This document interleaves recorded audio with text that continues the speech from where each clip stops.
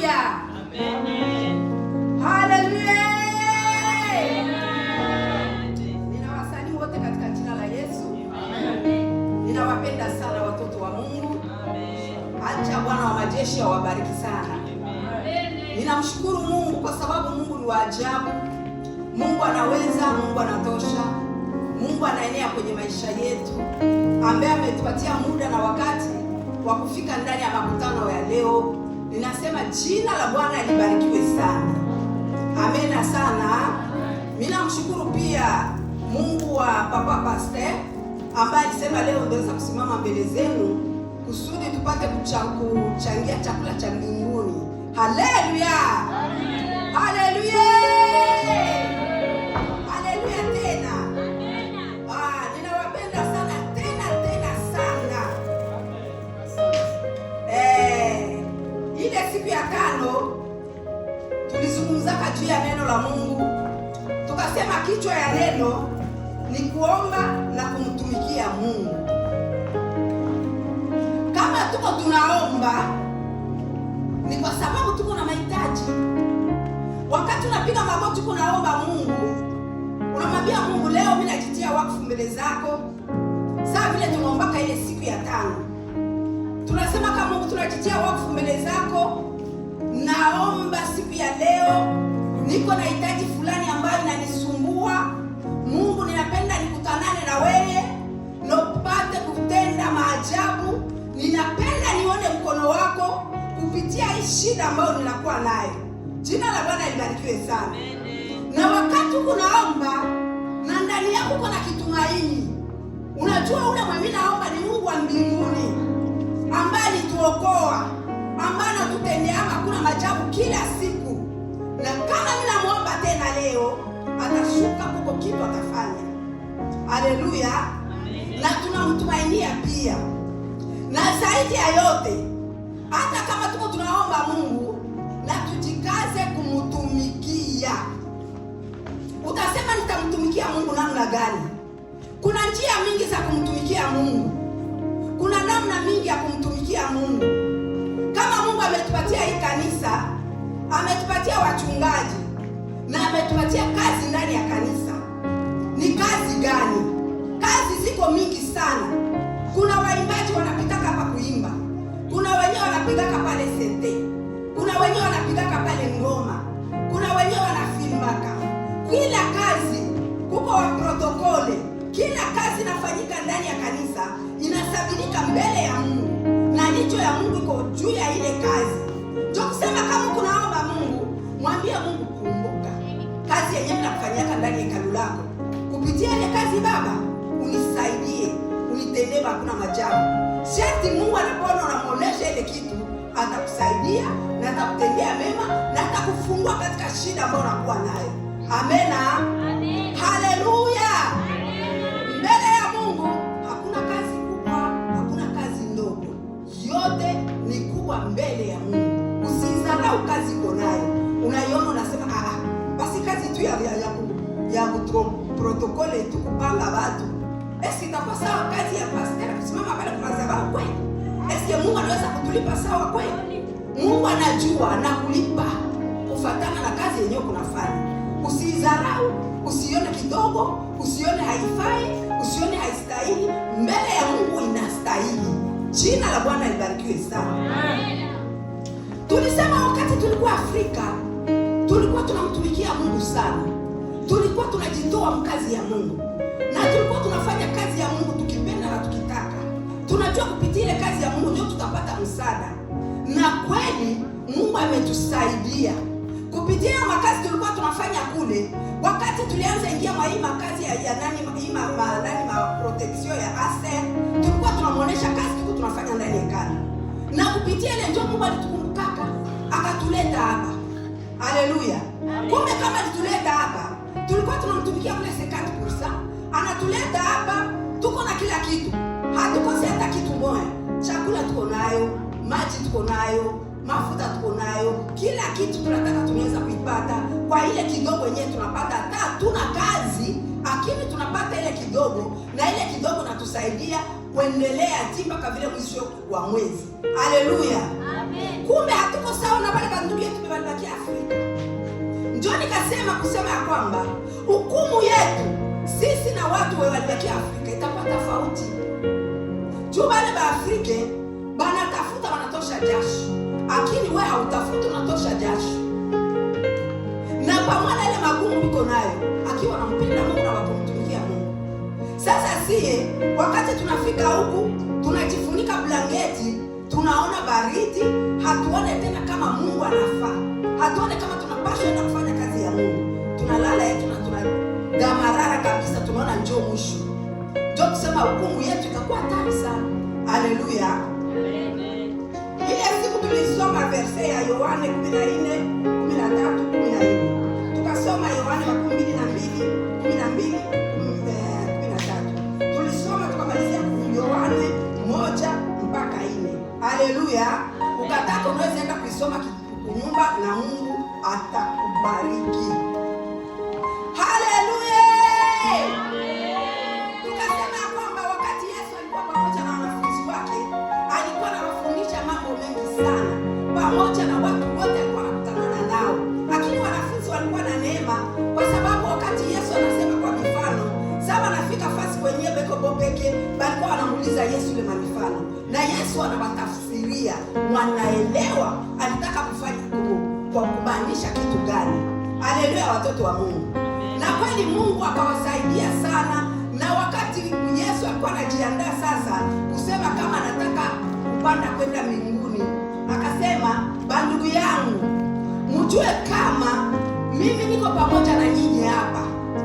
Huko wakati yenyewe sitakuwa pamoja na nyinyi, lakini nitaenda, na kule kwenye nitaenda mimi, ninaenda kuhatarisha makao. Pale kwenye nitakuwa na nyinyi mtakuwa pale." Haleluya. Wanafunzi walisikia kile jambo. Ile neno yenye Yesu alisema kile siku, anasema na sisi pia. Kule kwenye Yesu iko, alienda kututarisha makao. Kwenye iko, siku moja mimi nitakuwa pale, siku moja utakuwa pale. Lakini utakuwa pale namna gani? Utakuwa pale kama unamtumikia Mungu kwa haki na kweli, njoo utakuwa pale. Kama ukumtumikia Mungu kwa haki na kweli, utakuwa pale. Watakatifu njoo watakuwa pale. Na wao jikaze wakati unaingia ndani ya kanisa la Mungu, unasikia neno la Mungu, tumikia lile neno. Lile neno ndio litakusaidia kukufungulia njia ya kufika pale kwenye Yesu iko. Haleluya. Jina la Bwana libarikiwe sana. Siku ya leo tutasoma sasa. Tunaingia ndani ya somo letu, kuomba na kumtumainia Mungu.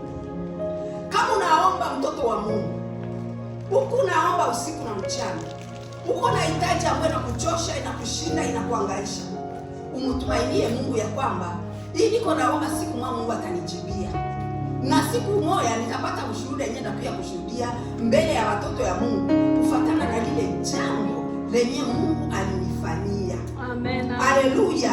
Amen. Haleluya, watoto ya Mungu. Amen. Tuko na mama yetu Ana. Ule Ana alikuwa mwanadamu kama vile na wewe, mimi na wewe leo.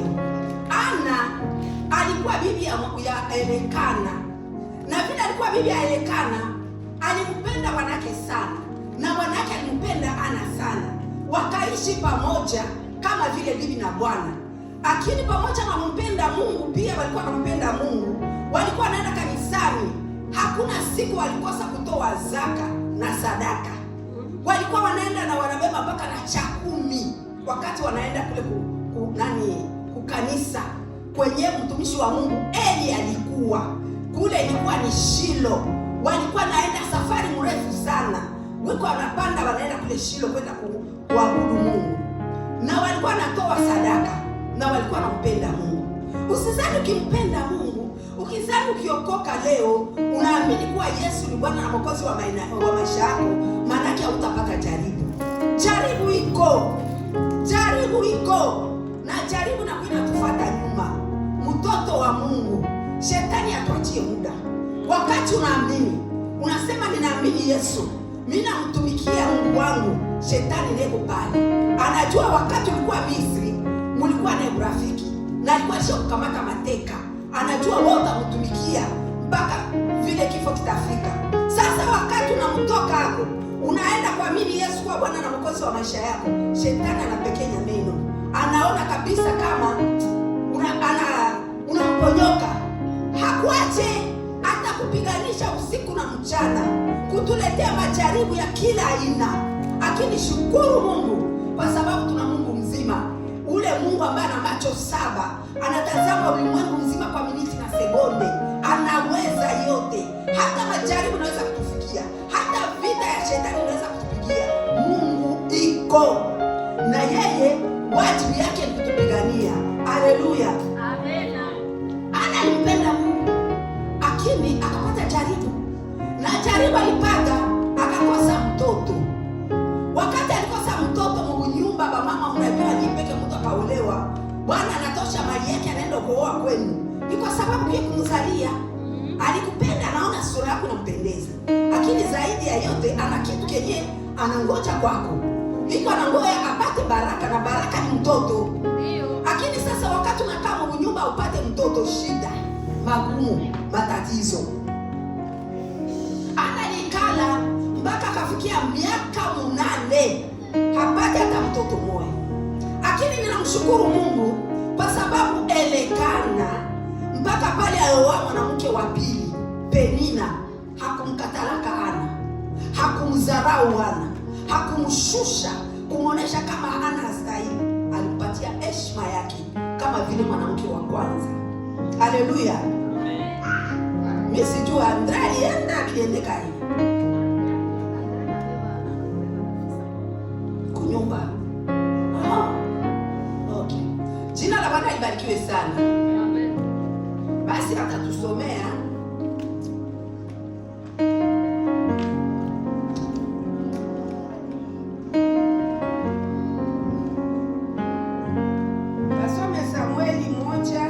Samueli wa kwanza 1-8. Sikieni sinasema 1-8.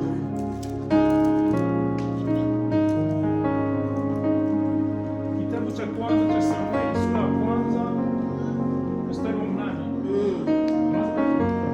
Ndio. Kulikuwa mtu mmoja wa Ramataimu Sofimu wa nchi ya vilima ya Efraimu, jina lake Elikana mwana wa Yerohamu, mwana wa Elihu, mwana wa Tohu, mwana wa Zufu, mtu wa Efraimu. Naye alikuwa na wanawake wawili, mmoja jina lake Hana, wa pili jina lake Penina. Naye huyu alipata toka mji wake mwaka wa kwanza kwenda Shilo kwa sababu ya kuabudu na kutolea Bwana ya majeshi dhabihu. Na wana wawili wa Eli, Hofni na Finehasi, makuhani ya Bwana, walikuwa kule. Na kwa siku Elikana alipotoa dhabihu yake, akampa Penina mke wake wana wake wote na binti zake zote sehemu, lakini akamupa Hana sehemu mara mbili, kwa sababu alipenda Hana. Amen. Haleluya. Lakini Bwana alikuwa amefunga tumbo lake, mgomvi wake akamkasirisha sana na kumhuzunisha, kwa sababu Bwana alikuwa amefunga tumbo lake. Na ilikuwa kwa namna hii mwaka kwa mwaka, wakati alipopanda kwa nyumba ya Bwana akamkasirisha, hata akalia na kukataa chakula. Elikana mume wake akamwambia, Hana, unalia nini? Na kwa sababu gani hukuli? Na kwa nini moyo wako una huzuni? Mimi si mwema kwako kuliko Bwana kuli? Bado.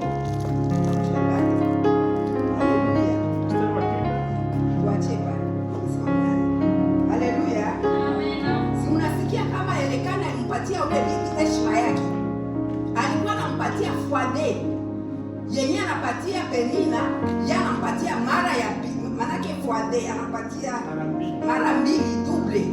Porque ana hata mtoto moya, lakini anampatia mara mbili. Juu ya nini? Ni juu alikuwa anamheshimia Ana. Alioa mwanamke wa pili, sio kusema alikuwa anamkataa. Ni kwa sababu ya kusema bakwe na mtoto mnyumba.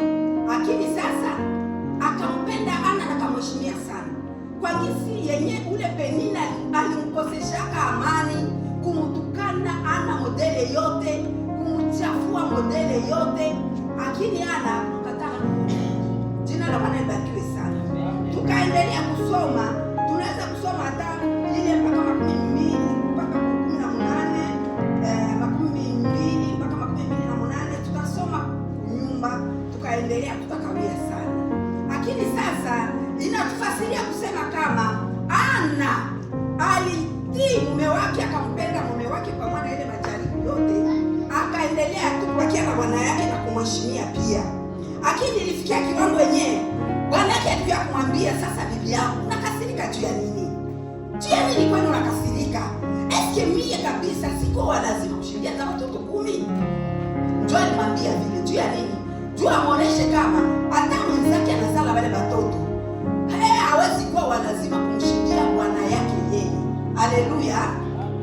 Basi bwana bibi yake akabakia vile, akavumilia mpaka vile wakati yenyewe Mungu alikuwa kumkumbuka Ana. Alikumbuka Ana namna gani?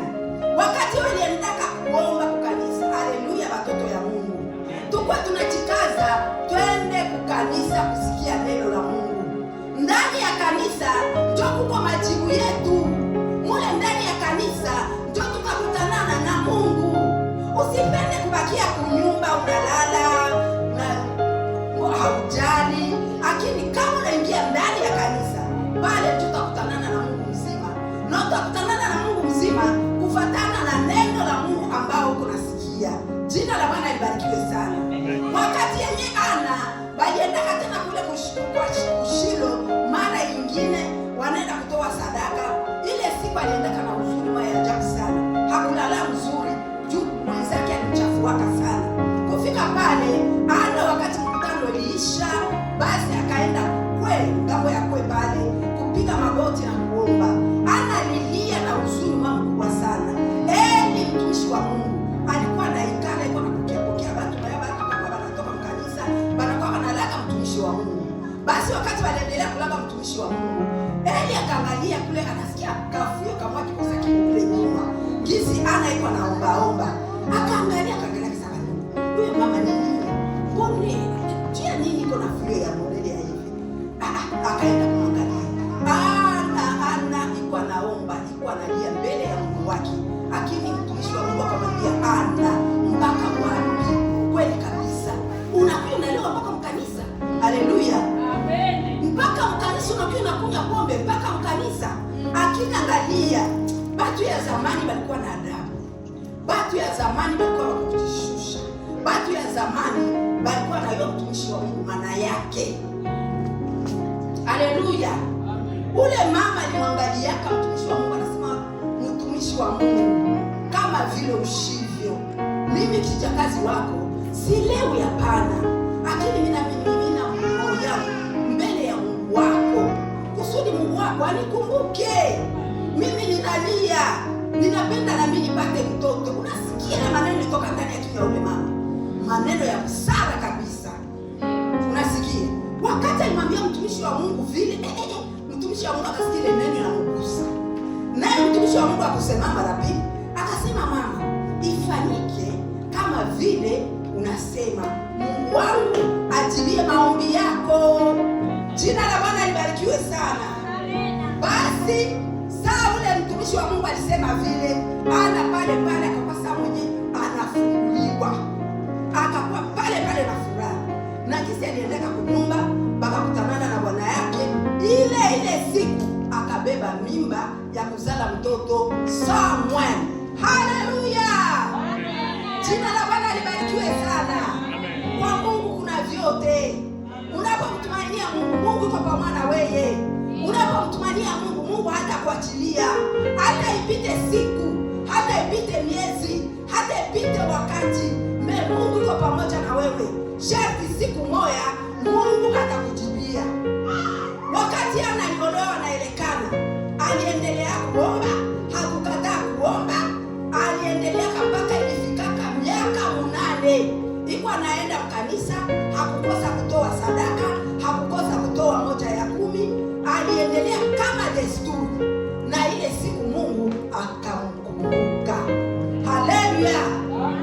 Na wewe Mungu atakukumbuka kama vile alikumbuka Ana. Anapaswa kukukumbuka.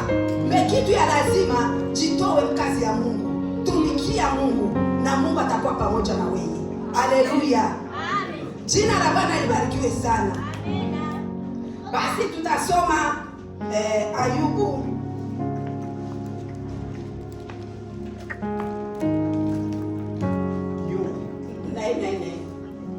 tusome Yobu 1:6-12.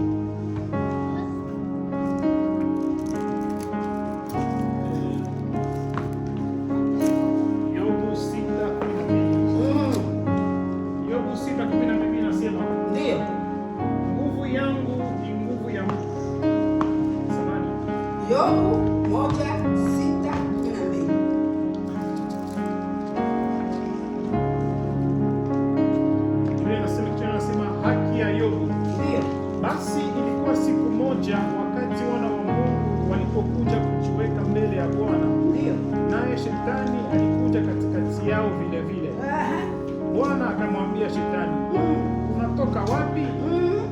Shetani akajibu Bwana akasema, nimetoka katika kuzunguka duniani, kutembea huku na huku ndani yake. Bwana akamwambia shetani, umeangalia mtumishi wangu Yobu? Maana hakuna mmoja kama yeye duniani, mtu mkamilifu na wa haki, mwenye kuogopa Mungu na kuepukana na uovu. Shetani akajibu Bwana akasema, Yobu anaogopa Mungu bure? Wewe hukumzunguka yeye na nyumba yake na vyote alivyo navyo kwa boma pande zote. Umebariki kazi ya mikono yake, na mali yake imeongezeka nchini. Lakini nyosha sasa mkono wako na gusa vyote alivyo navyo, naye atakufuru mbele ya uso wako. Amen. Tuishie pale. Haleluya. Amen. Sasa kama mnafika kunyuma, unaweza endelea kabisa mpaka mnafika kwa 12, mtasikia habari yote ya Yobu na Mungu wake. Jina la Bwana libarikiwe sana. Amen. Unasikia ni peke. Wakati watoto wa Mungu wanakutanana, shetani naye anaingiaka. Hawezi kufurahia watoto wa Mungu waombe kwa furaha, wamchezee Mungu kwa furaha. Ataingia tu mpaka vile kutujaribu ndani ya makutano.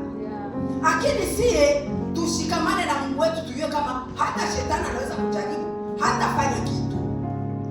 Shetani iko na Mungu iko. Msisahau kama shetani alikuwa mtoto wa Mungu, alikuwa pembeni ya Mungu, na wakati Mungu alimtupa shetani hapa dunia, hakumnyang'anya hata grade moja.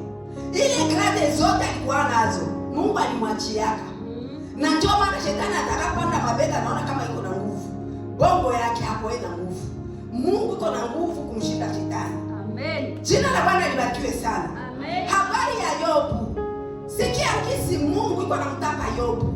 Iko anaeleza matendo mazuri ya Yobu. Iko anaeleza mifano ya Yobu. Jinsi Yobu alikuwa anamtumikia kwa haki. Jinsi Yobu alikuwa mkweli mbele zake. Jinsi Yobu alikuwa anamtumikia kwa furaha. Na wewe mtoto wa Mungu, hata Mungu akakubariki leo, usimsahau Mungu. Kamata Mungu wako na mikono mbili. Ujue kwenye kutosha ni mbali.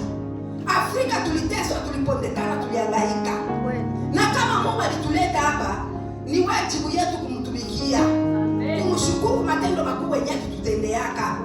Angalia Yobu, pamoja na mali yote alikuwa nayo, kila kitu alikuwa nayo, lakini hakukatalaka Mungu. Aliendelea kumtumikia Mungu kwa roho yake yote, akamtumikia kwa moyo yake yote, akamwonesha Mungu kama bila Mungu hakuna kitu kingine.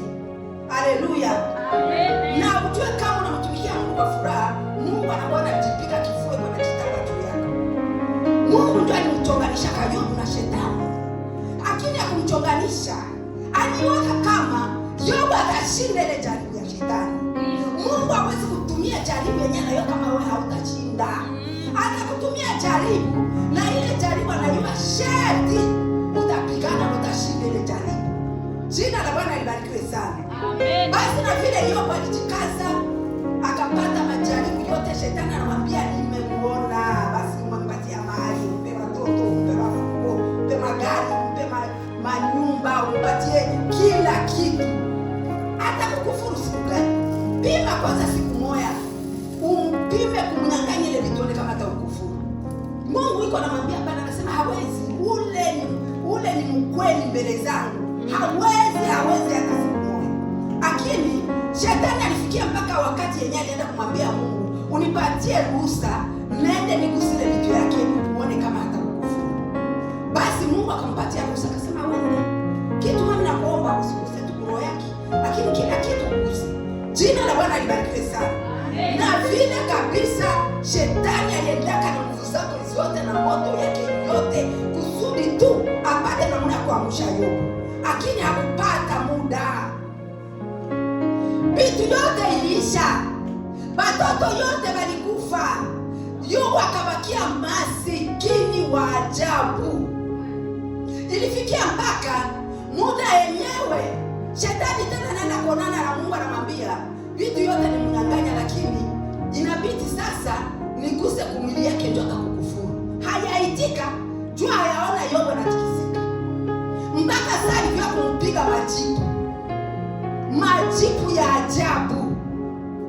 Majipu kuna mwagika, maana yake huko hapo kunaona kisimbai, kuna mwagika Yobu juu ya majipu yanalala ndani ya mwili. Yobu alijikuna na makucha kaisha, mpaka makucha yote kaisha.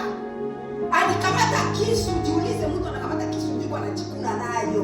Jina la Bwana libarikiwe sana. Tukasoma mpaka 12 tutasikia zile habari. Yesu nani Yobu alikuwa mwaminifu. Yobu akasimama ukweli ya Mungu. Yobu akamtumikia Mungu kwa haki na kweli. Na Yobu akafanya mapenzi ya Mungu. Ilifikia kwenye marafiki wote walimkataa Yobu. Juu ya nini? Walikuwa wanataka kumwambia Yobu atukane Mungu. Jiulize kweli, Yobu akatukana Mungu kuna faida gani? Baada ya kumwambia ndugu walikuja, jirani walikuja, marafiki walikuja, na ngisema anakuja wote wanafuatana na njoo vile wote kwa mkatana. Ilifikia kiwango wenyewe alitembelea bibi yake, wanamwambia sio mwambie bibi yako, wewe mwambie bwanako. Atukana yule Mungu wake ajikufie. Mbona anateswa? Je, nini anaweza bakia tu vile? Jina la Bwana libarikiwe sana. Amen. Mpaka vile mwanamke naye bibi yake akamwambia Yobu, anamwambia sasa wewe na ule Mungu wako mpaka wapi? Umtukane ule Mungu jikufie yako na maneno ishi. Jina la Bwana libarikiwe. Amen. Basi Yobu alimwambia ule mama, akasema wewe unasema kama vile mwanamke mpumbavu. Walipata mema kwa Mungu, mambo yote mazuri tulipata kwa Mungu. Je, nini hawezi kuitika upate mabaya? Jina la Bwana libarikiwe. Basi Yobu akabakia mkweli, kama vile Biblia inasema, akashinda ile majaribu yote, akasimama mkweli ndani ya Mungu wake.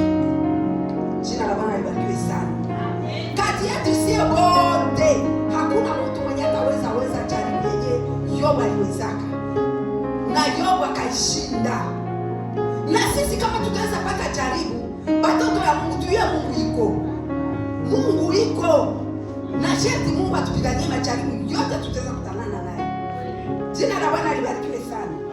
Amen. Sharti Mungu atupiganie kila jaribu yote tunaweza kutanana naye, kwa sababu najua Mungu wetu anaweza. Haleluya. Amen. Haleluya. Kama Mungu alikuwa kumjibia Yobu sasa, ni kwa sababu aliona Yobu anasimama mkweli.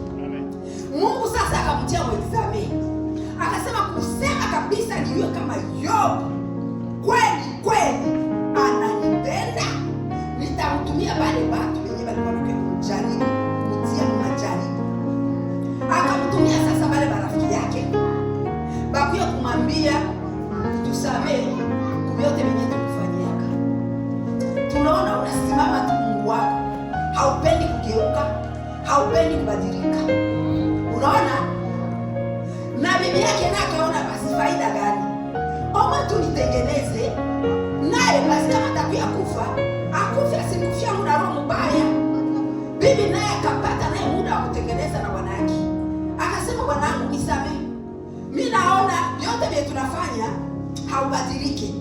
Unasimama tu mkweli ya Mungu wako. Basi utusamehe na uturumie. Wakati aliitika msamaha ya wale watu, wakaenda kuleta vitu, wakakuja kumtolea, kumupatia, na akalipokea na furaha, na akawapokea na furaha pamoja na magonjwa yake yote. Haleluya. Amen. Sasa Mungu aliomnaka ile jambo pale akabariki Yobu, akamkumbuka Yobu, akamrudishia vitu yake fuade zaidi ya vile vilikuwaka. Yobu alipata watoto mazuri sana mwaile nani nchi. Watoto yake ndio wakakuwa babiana sana kushinda watoto wote wa ile nchi. Yobu alipata kila kitu. Kama alikuwa na metobari 10, akakuwa na 12. Kama alikuwa na ng'ombe 10, akakuwa na 12. Kila kitu Mungu akamuongezea. Juu ya nini? Juu alitika kusamehe bale walimkoseaka. Amen. Sasa na wao unakuwa na ile roho ya kusamehe. Mwenzako akakukosea, unaiweka kuroho. Huku nasema mtakutana naka naye mbinguni. Kule mbinguni kutenda tu watakatifu. Hakutendaka mtu wa dhambi. Kumbuka ule mtu mwali kukosea. Ni mwanadamu kama vile na wewe. Anaweza kuwa na makosa, lakini kumbuka kumsamehe.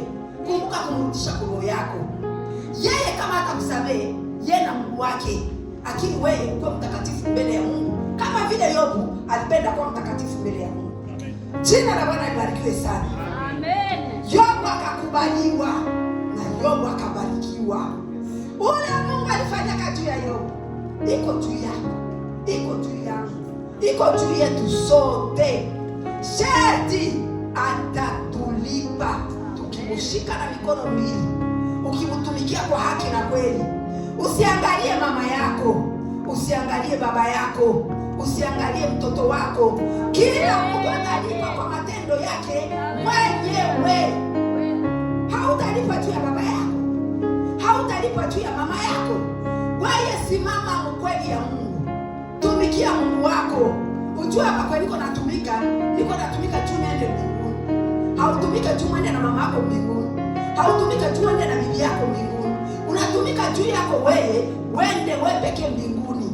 Lakini Mungu aliwatia wawili kusudi msaidiane ndani ya safari. Jina la Bwana libarikiwe sana. Amen. Haleluya. Amen. Haleluya. Amen. Basi tutamalizia ku Isaya 38 1 mpaka 3. Kitabu cha Isaya 38 1 mpaka 3. Kitabu cha Isaya sura ya kwanza mstari wa 3 na 8.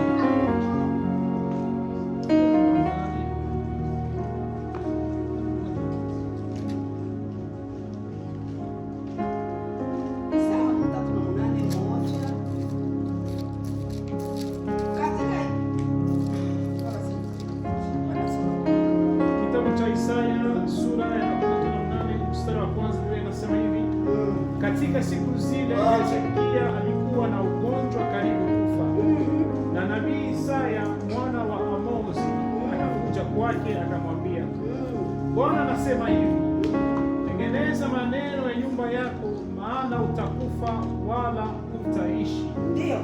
Na Hezekia aligeuza macho yake kwa kibambazi na aliomba Bwana akasema, ndio, Bwana kumbuka, ninakusihi kama nilivyotembea mbele yako. Haleluya. Na kwa moyo mtimilifu, na nimefanya yaliyo mema kwa macho yako. Nilifanya yaliyo mema kwa macho yako. Hezekia akalia sana sana. Neno la Bwana likakuja kwa Isaya kusema, kwenda nasema na Hezekia, Bwana Mungu wa Daudi baba yako anasema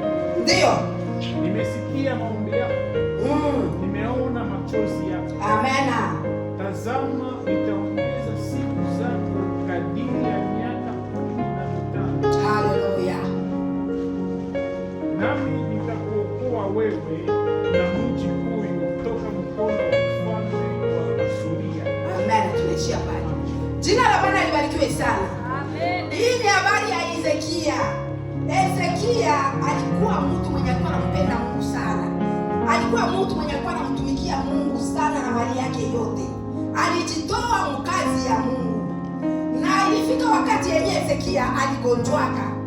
Wakati Hezekia aligonjwa sana, kataabika sana, na ikafikia mwisho yenye Mungu aliona basi omwe Hezekia amwamishe.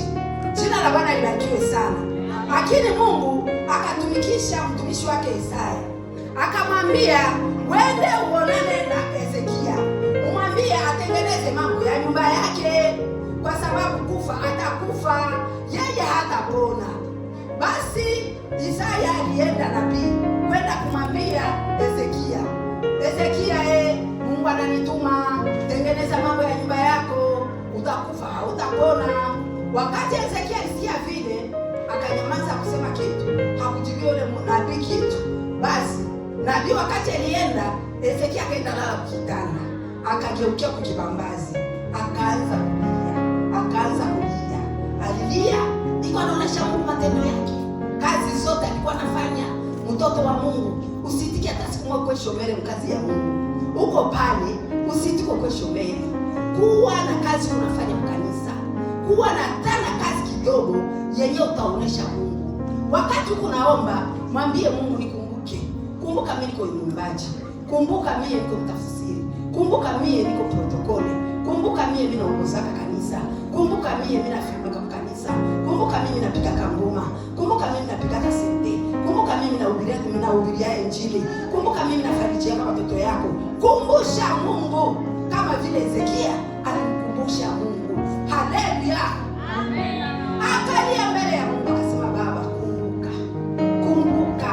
Mimi najua nitakufa, lakini Baba, kumbuka kazi nilikuwa nakufanyia. Kupitia zile kazi nilikuwa nakufanyia, najua unaweza kuniokoa, kunitosha ndani ya ima Mungu. Unaweza kuniokoa, unanirudishia uzima, kwa sababu uko na ile uwezo. Haleluya. Mungu ana uwezo. Usiogope. Uko na Mungu.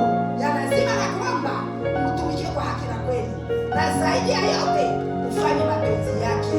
Haleluya. Basi wakati Mungu alisikia kilio ya Hezekia, akamwokoa.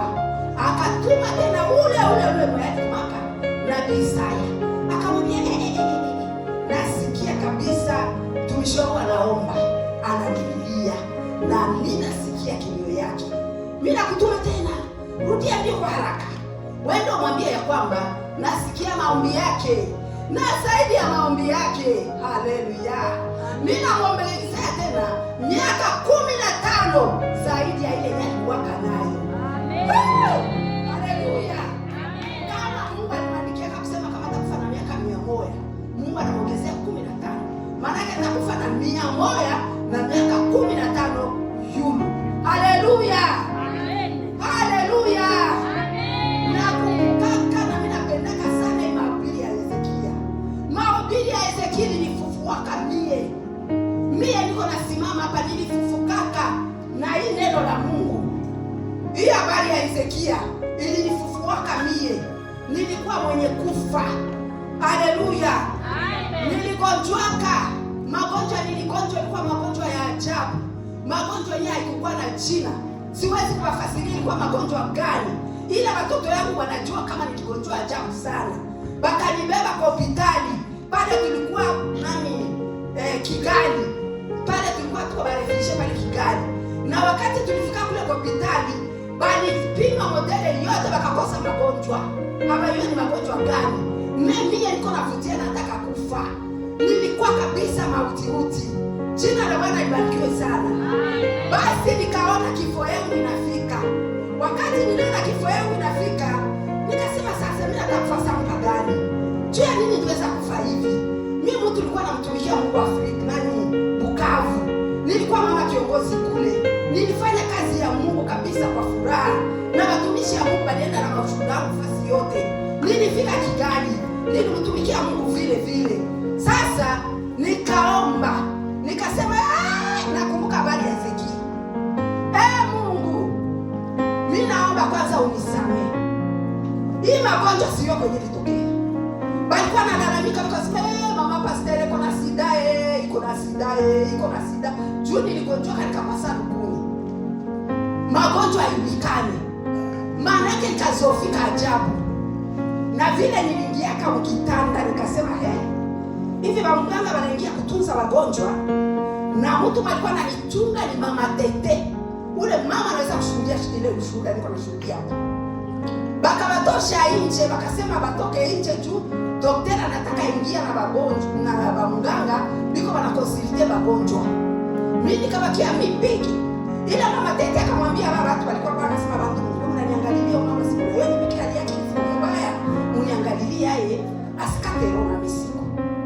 Basi wakabakia nao wananichunga juu mama Tete alilala. Mimi nikabakia pale nikasema hapana.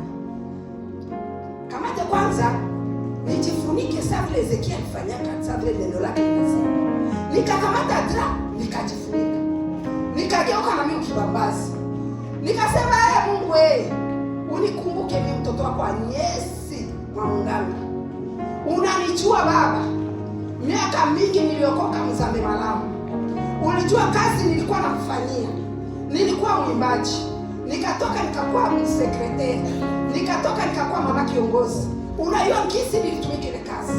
Na ushuhuda yangu nienda Kongo mzima. Kisi nilikuwa natumika. Baba stera wa kila aina walikuwa nafika. Mimi nawapokea kwangu na wakulisha.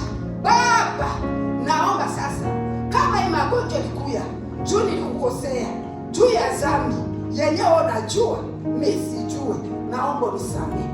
Unihurumie sana. Unisamehe madhambi yangu yote, makosa yangu yote, tangia nilizaliwa mtumbi ya mama yangu. Na hii miaka niko nayo. Unisamehe, unihurumie. Kama nitakufa, nikufe niko safi. Lakini ninakuomba Baba. Unajua kitu kiniletea magonjwa. Kitu kiniletea magonjwa, huzuni tu. Huzuni. Shetani akaprofite huzuni nilipataka juu ya mtoto mwenyewe nilikosea kama nyumba, nikasirika sana, nikahuzunika sana. Ikaleta shetani akaprofite kuingia mule kusudi alikamata niue. Muyue kama huzuni ni kitu kibaya. Tujazane na huzuni watoto wa Mungu. Tusikuwa tunaweka hasira ndani yetu. Juu tukaweka hasira, shetani anaweza patia mpango ya kuingilia pale na anakuangusha. Mimi ataniua juu ya ile tu, sikufanya dhambi nyingine. Lakini ile hasira nilikamatia yule mtoto, sikupenda kusamehe yule mtoto kwa ile kosa alinifanyiaka. Basi shetani akaniingilia na kataa kuniua. Nikasema Baba najua hii magonjwa ilikuya ni juu ya ule mtoto wangu mwenyewe nilikosea, nilikataa kumsamehe. Lakini ukaniua leo, ule mtoto atakuwa na laana. Juu watu watakasema mama ilisha kufa juu ya mtoto wake, alifanya kazi fulani akasirika ndio maana alikufa. Unaona? Baba unisamehe mtoto wangu asikie kupata ile balaa. Unitoshe hapa. Ndamsamehe mtoto hivi nishamsamehe. Hivi nishamhurumia. Lakini sasa najua tuko chini ya jua, tuko wasafiri. Tutakufa siku moja. Lakini nisikufe leo. Unihurumia nisikufe leo. Nikufe siku ingine yenye haiko leo. Kusudi nitengeneze na mtoto wangu na zaidi ya yote kukue amani na kisha niendelee kutumikia. Ile maombi ilienda kumgusa Mungu. Kamgusa Mungu wa mbinguni. Nilishasema tu vile msamahani. Nikalala usingizi. Amina.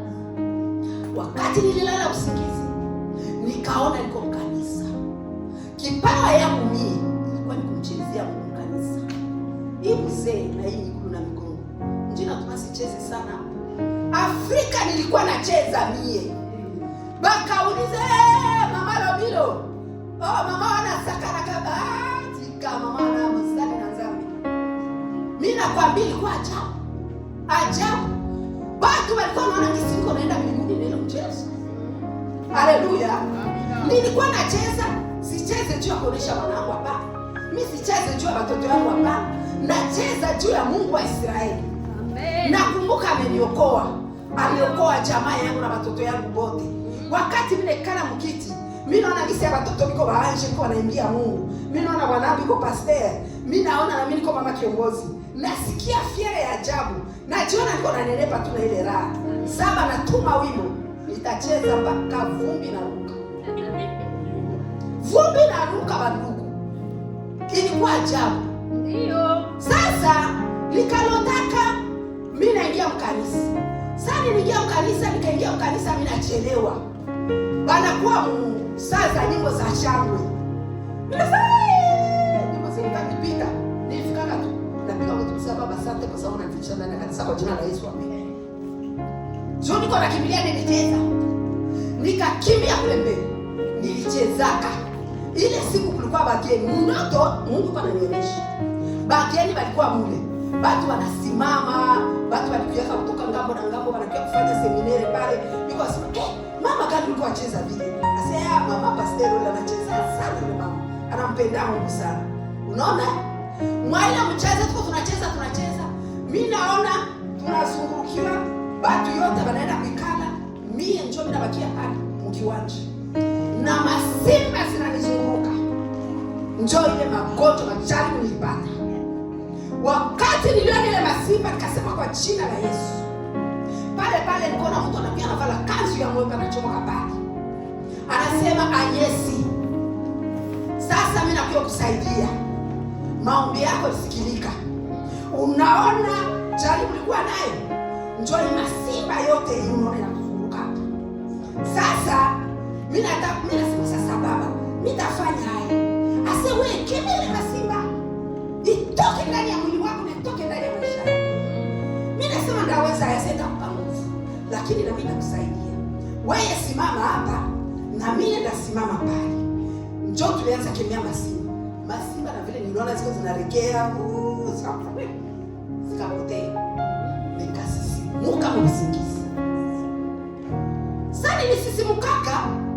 Nikasisimuka mtu mwingine. Nikasikia mimi napona. Bandugu nikapona. Nilitoka msingizi nasema, mimi napona. Watoto sema, "Ulia ngoreni."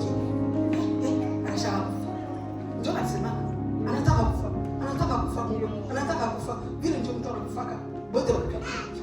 Daktari anaacha mmoja alikuwa anasusa pale. Bale wamngaka mtu anapita. Wanasema kufa. Nini? Mimi nasema mimi napona. Mungu ananiponesha. Unapona na nini? Mimi nasema kutanana na Mungu ananiponesha sasa hivi. Mungu ananiponesha. Unapona wewe? Mimi nasema mimi napona. Utaonesha kama unapona. Mimi nasema nikatoka mtaka. Nikaruka. Sio mama napona. Sikuwa nakula. Hakuna kitu. Mimi bwana wangu kufa. Banduku ile siku niliona mjiza. Habari ya nani? Ezekia. Haleluya. Kama kana magumu, unapaswa kumbuka verse nitaonesha Mungu. Ndio. Baba, nikumbuke. Ile siku Mungu akanikumbuka nikakumbuka imani ya Ezekia. Nikaionesha Mungu na ndio Mungu akanipitisha wale yote. Nikapona ile siku. Amen. Mama tete bakimia kwa kama mama tete na pia kwa sababu na bazini kwenye niko yuko anarudia. Pale anaita mzee. Mzee alisikia anamuita akasema, "Yo." Hapana, anapona nini? Anapona. Sio atetemesi sio. Nini? Ase anapona anakuwa mzima, mkamata anapona. Haleluya. Amen. Tuko na Mungu, tuko na uzima. Tuko na Mungu, tuko na uwezo. Tuko na Mungu, hakuna kitu kitaweza kututikisa. Tuko na furaha na Mungu. Kuwa na wokovu ni furaha. Furahia Mungu kukuokoa wewe. Amekutosha mbali akuleta hapa. Amekuleta hapa kusudi utangaze Injili. Usitike kulala mkitanda. Usitike kuregea.